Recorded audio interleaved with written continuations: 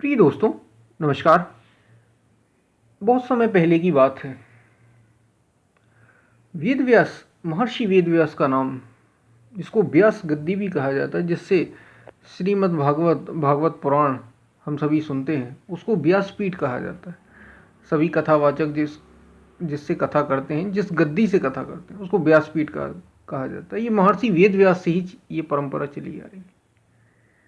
तो महर्षि वेद व्यास ने 18 महापुराणों, 6 शास्त्रों की रचना की, गीता, सब सारे ग्रंथों की रचना की। ऐसे ही वे श्लोक एक लिख रहे थे, श्लोक रच रहे थे, और उनके एक विद्वान शिष्य उनके साथ थे जिनका नाम जैमिनी था, जिन्होंने 6 शास्त्रों में से एक बादरायण जैमिनी का है, बादनारायण जैमिनी का है रचित ये शास्त्र। तो जैमिनी नामक शिष्य उनके साथ बैठे हुए थे। वे भी विद्वान थे, और वेद व्यास तो महापुरुष थे ही, भगवान वेद व्यास।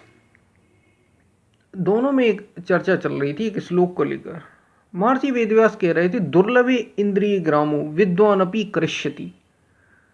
ये इंद्रियों का जो समूह है बड़ा दुर्लभ है, बड़ा दुर्दांत है। इंद्रियां जो है, यानी मन बुद्धि हमारे, ये बड़े बड़े मजबूत हैं, बहुत ज़्यादा। इनका जो समूह है, इनका जो परिवार है, बड़ा मजबूत है, बहुत ज़्यादा मजबूत है। ये क्या करता है, विद्वानों को भी, बड़े बड़े महापुरुषों को भी घसीट देता है। घसीट देता है यानी अपने पथ से, जिस रास्ते पे वो चल रहे होते हैं, उससे गिरा देता है बड़े बड़े विद्वानों को, बड़े बड़े महापुरुषों। तो इसी बात पर उनके जो साधु थे, यानी उनके शिष्य जैमिनी, वे एक पारंगत विद्वान थे। उन्होंने कहा, महाराज ये बात तो आप सही कह रहे हैं, ये बड़ा दुर्लभ है। ये जो इंद्रियों का जो समूह है, बड़ा बड़ा कठोर है। इंद्रियां जबरदस्ती, जैसे मान लीजिए हम कोई चीज़ हम खाते हैं, मान लीजिए हमने कभी जीवन में रसगुल्ला खाया हो, या कोई भी डिश हो, कोई भी हमने मिठाई खाई है, वो अचानक से हमारे सामने आ जाए तो मन एकदम से करेगा, वो आपने बहुत समय से खाई ना हो, तो मन एकदम प्रयास करने लगेगा कि हमें वो चीज़ खानी ही। तो बड़ा कठिन है वो, फिर हो सकता है इतना मजबूत हो जाए कि हम चुपके से जाके खाएं अगर हमें ना मिले वो। तो बड़ा कठोर है इंद्रियों का समुदाय। ये जीवी की मैंने बात, इसी बात पर बहस चल रही थी। वो कह रहे थे, महाराज ये बात तो आपने ठीक कहा कि ये बड़ा कठोर है, लेकिन विद्वानों का क्या कर पाएगा। आम मनुष्यों की बात ठीक है, जो साधक हैं वो भी ठीक है, लेकिन जो विद्वान हैं, जो उस रास्ते पर बहुत आगे बढ़ चुके हैं, भले ही अभी पूर्ण ना हो। वेद व्यास पूर्ण महापुरुष थे, लेकिन जैमिनी उस समय नहीं थे पूर्ण महापुरुष। पक्के थे, वे बहुत आगे थे, लेकिन पूर्ण फिर भी नहीं हुए थे। बोले, विद्वानों को क्या कर पाएगी, ये कुछ नहीं कर सकती, ये क्या कर लेंगी इंद्रियां। हमने अपने मन को वश में कर रखा है, इंद्रियों को वश में कर रखा है। बोले, अच्छा। और ये बात यहीं ख़त्म हो गई। और वेद व्यास बोले कि मुझे एक ज़रूरी काम है, मैं जा रहा हूँ। और वे चले जाते हैं। यहाँ जैमिनी जो थे, वो घनघोर जंगल में उस समय आश्रम हुआ करते थे, वो महापुरुषों के थे, गुरुकुल जो हुआ करते थे, महापुरुषों के आश्रम घनघोर जंगल में, वहीं रहकर आज भी चिंतन योगी वहीं करते, एकांत में, शांति में। अब जैमिनी अकेले पड़ गए। बारिश का समय था, बारिश होने लगी। दोपहर की ये बात थी, दोपहर बीत गई और शाम के समय, संध्या का समय आया। बारिश हो रही थी तेजी से। लगभग जब संध्या समय के बाद 7-8 बजे के आसपास का समय होगा, जैमिनी ऋषि साधना में रत थे। अपने जो आश्रम था उसके दरवाजे के बाहर ही बैठे साधना कर रहे थे। इतने में वे उठते हैं संध्या काल के बाद, और उन्होंने देखा तो एक स्त्री उनको दिखाई पड़ी। वो भीग रही थी पानी से। स्त्री कुछ जवान होगी, 25-26 वर्ष की आयु थी शायद, 25 से 26 वर्ष की आयु हो रही होगी। भीग रही थी पूरी भीगी, साड़ी पहने हुए थी वस्त्र में, और एकदम भीगी, यूं कपड़ा एकदम जैसे चिपक जाता है ऐसे ही। उन्होंने देखा जैमिनी, उन्होंने कहा ये तो भीग रही है, ये ठीक नहीं। और साधु थे तो उसको आश्रम में रुकाना भी ठीक नहीं। अब दो भी सोच में पड़ गए। तो उन्होंने कहा कि एकदम आप समझते हैं बारिश में भीग, जैसे हम फिल्मों में देखते हैं बारिश में भीग रही हो कोई हीरोइन, बिल्कुल ठीक ठीक ऐसा ही दृश्य था। तो उन्होंने कहा, अब वे तो विद्वान थे, उन्होंने कहा क्या हुआ, तुम यहाँ कैसे, और तुम यहाँ भी पास गए।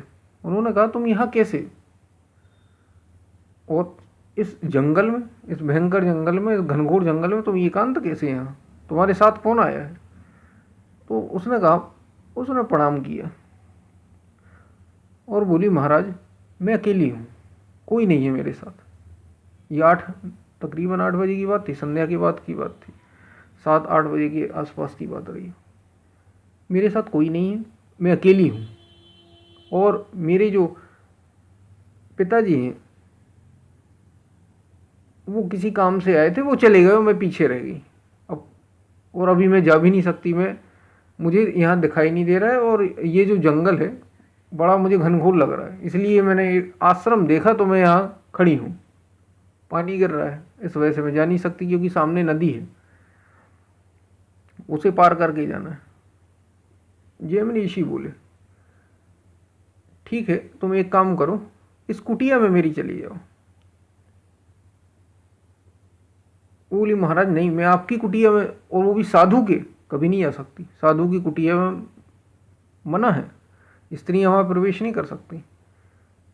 जैमिनी बोले कोई दिक्कत नहीं है, मैं, लगता है तुमने मुझे पहचाना नहीं, मैं कोई ऐसा वैसा नया साधु नहीं हूँ, मैं वेदव्यास शिष्य हूँ। तुमने व्यास का नाम सुना या नहीं, उस समय के महापुरुष थे महर्षि वेदव्यास, और ये उनके शिष्य थे। उन्होंने कहा वो तो ठीक है, लेकिन आप एक पुरुष हैं, और कुटिया में और कोई है आश्रम में या नहीं। बोले नहीं, हमारे जो गुरु हैं वो भी गए हुए हैं किसी काम से बाहर, और कल सुबह तक आए। बोली मैं नहीं जा सकती। बोले तुम यहाँ अकेली क्या करोगे, तुम्हारे पास और कोई रास्ता भी नहीं, मेरी बात मानो और चले जाओ। और उसने कहा महाराज ठीक है, और वो जाने लगी। जब वो जाने लगी तो वैसे चलती हुई, वेदव्यास उसको देख रहे थे, ठिठुरती हुई, अब ठंड भी थी, ठिठुरती हुई, एकदम गीला शरीर, और आश्रम की ओर जाने लगी। दरवाजा उसने खोला। वेदव्यास को अपने मन पर थोड़ा सा संदेह हुआ, क्योंकि वे विद्वान तो थे ही, उन्हें थोड़ा मन पर संदेह हुआ। उन्होंने कहा तुम एक काम करो, ये अंदर जाकर दरवाज़ा अच्छे से बंद कर लेना, और कोई भी कहे दरवाज़ा मत खोलना। उसने कहा महाराज ठीक है। वो साथ ही ये बोली महाराज अगर आप कहें तो, आपको कोई काम पड़ गया तो।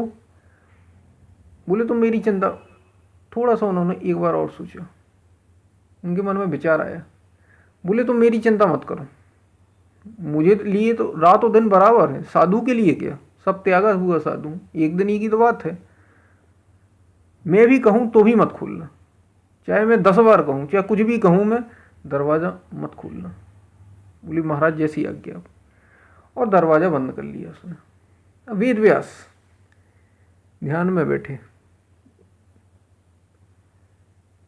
भी बाहर ही बैठे थे, सामने पानी, बारिश बंद हो चुकी थी, वो सामने जाके एक चट्टान पर शिला थी, वहाँ जाके बैठ गए और ध्यान करना शुरू कर दिया। अब जब जैसे ही ध्यान करना शुरू हुआ, चित्त की वृत्ति, जो मन था, तो ये कोई भी स्त्री या कोई भी पुरुष नहीं होता। काम वासना है क्या, एक चित्त की वृत्ति है, स्त्री के लिए पुरुष और पुरुष के लिए स्त्री। स्त्रियों में जब वही चित्त की वृत्ति काम करती है तो उसे पुरुष दिखाई देता है, मन की वो तरंग काम करती है तो उसे पुरुष दिखाई देता है। और जब पुरुष होता है जो भी, उसमें जब वो काम की तरंग आती है, एक लहर आती है काम वासना की, चित्त की वृत्ति आती है काम की, तो उसे स्त्री दिखाई देती है। तो जैमिनी बैठे थे और जैसे ही उन्होंने ध्यान लगाया वो चलती हुई वही स्त्री दिखाई देने लगी है। जैमिनी थोड़े से घबराए, उन्होंने ये कहा ये क्या हो रहा है। जैमिनी ध्यान में बैठे थे।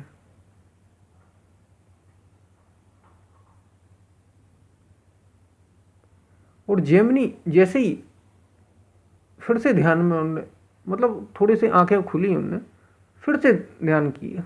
अब फिर कैसे भगवान, वो कैसा नाम, वो कैसा चिंतन, उनके मन ने उनको पकड़ लिया। एकांत का वास जंगल में, वो स्त्री साथ, वो भीगी हुई रात, वो स्त्री भीगी हुई, मन ने बहुत ही तेजी से पकड़ना शुरू कर दी। अब जैमिनी ज्यों ज्यों मन बिगड़ना शुरू हो गया, जैसे ही ध्यान लगाएं वैसे ही वही स्त्री का चित्र बार बार सामने है। स्त्री बार बार बार, कुल मिलाकर उस चित्त की वृत्ति ने साधु को हर लिया, गिरफ्त में आ गए, अपनी ही मन की वृत्ति की गिरफ्त में आ गए। कोई स्त्री, कोई पुरुष, कोई भी चीज, कोई भी वस्तु किसी को कोई आकर्षित नहीं करती, सब के सब चित्त की वृत्तियों का ही खेल। बस घेर लिया उसने, इंद्रियों के उस समुदाय ने, आंखों ने उनकी, उनके मन ने। अब तेज जाके जैमिनी दरवाजे पर दस्तक देते हैं और उनने दरवाजा ठपठपाया, कुछ नहीं बोली वो, और जोर जोर से धक धक की आवाज करने लगे। बोले अरे खोलो, मैं जैमिनी ऋषि जिसने तुम्हें शरण दी। बोले महाराज मैं नहीं खोलूंगी, पता नहीं आप सच में महाराज ही हैं या कोई और। अरे बोले मैं जैमिनी ऋषि हूँ, तुम यहाँ आई थी, तुम्हारे पिता का ये नाम है, तुमने मुझे ये बताया था, सब बताने लगे जैमिनी। अब खोलो, तुम किसी भी प्रकार से दरवाज़ा खोलो। वो मना करे कि आपने ही तो हमें, अगर आप सच में जैमिनी ऋषि हैं तो आपने तो मना ही किया था कि दरवाज़ा खोलना मत, भले ही मैं कहूँ। अरे बोले खोलो तुम, मैं किसी काम से अंदर आना चाहता हूँ। बोले नहीं नहीं, आप साधु, आपने कहा था कि मेरे लिए, साधु के लिए तो रातों दिन बराबर होते, आप किस काम से अंदर आना चाहते हैं। बोले नहीं, मैं किसी ज़रूरी काम से आना चाहता। बोले नहीं महाराज, मैं दरवाज़ा खोलूंगी नहीं, आपने मना किया था, और अब ऐसी रात में, और ये रात के 12 बजे आप ऐसा कह रहे हैं। जैमिनी ऋषि पागल हो गए, दरवाजे पे जोर जोर से पीटने लगे उसको खोलने के लिए। और वो उनके मन में एकदम से चित्र आ रहा था। आप सोच के देखिए, अकेला एकांत का वास, वो भयंकर रूप से मन में वो काम भाव, इतनी एकांतवास में, और कोई था भी नहीं। वो दरवाजे आज के थोड़ी थे, मोटे मोटे दरवाजे, अब ये टूटे भी न टूटे। जैमिनी